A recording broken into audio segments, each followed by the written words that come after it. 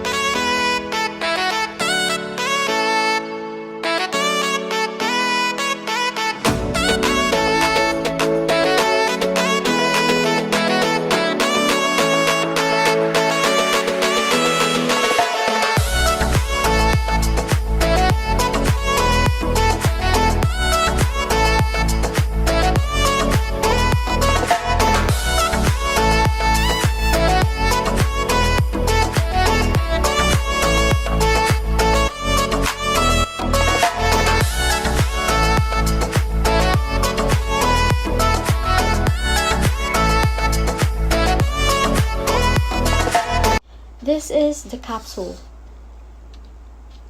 Some of the bacterial cells are surrounded by the extracellular polymerase substances, which are commonly called capsule or glycocalyx. It forms an envelope around the cell wall and can be observed under light microscope after special staining technique. Capsule play a number of roles, but the most important are to keep the bacterium from drying out and to protect it from phagocytosis by larger microorganisms. The cell wall. Cell wall is an important structure of a bacteria.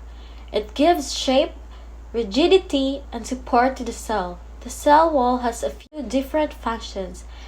It is flexible but provides strength to the cell, which helps protect the cell against physical damage.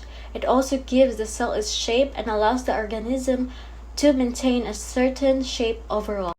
The cell wall can also provide protection from pathogens such as bacteria that are trying to invade the cell.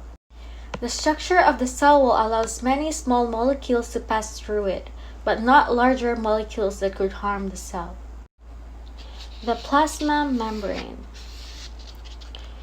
The plasma membrane of a cell is a network of lipids and proteins that forms the boundary between a cell's contents and the outside of the cell. It is also simply called the cell membrane. The main function of the plasma membrane is to protect the cell from its surrounding environment. It is semi-permeable and regulates the materials that enters and exit the cell. The cells of all living things have plasma membranes. Cytoplasm. This is the blue one. Cytoplasm is a clear substance that is gel-like in the cell membrane, but is on the outside of the nucleus.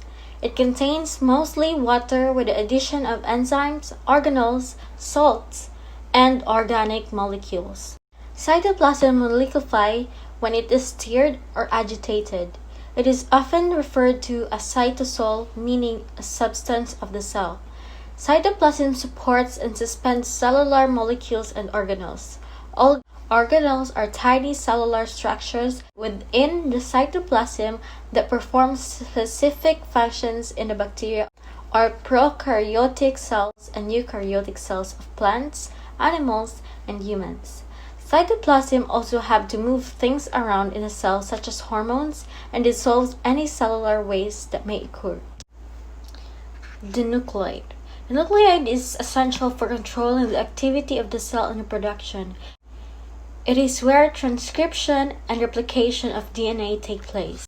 Within it, we can expect to find enzymes that serve as biological catalysts and help with replication, as well as other proteins that have other functional and structural roles, including assisting the formation of DNA, facilitating cell growth, and regulating the genetic material of the cell. The ribosomes.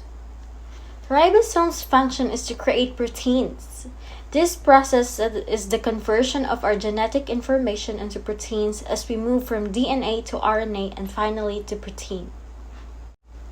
The important ribosome function includes: first, it assembles amino acid to form proteins that are essential to carry out cellular functions. Second, the DNA produces mRNA by the process of DNA transcription. Third, the mRNA is synthesized in the nucleus and transported to the cytoplasm for the process of protein synthesis. Fourth, the ribosomal subunits in the cytoplasm are bound to around mRNA polymers. The tRNA then synthesizes the proteins. And lastly, the proteins synthesized in the cytoplasm are utilized in the cytoplasm itself. The proteins synthesized by the bound ribosomes are transported outside the cell. The plasmid. Plasmid have many different functions.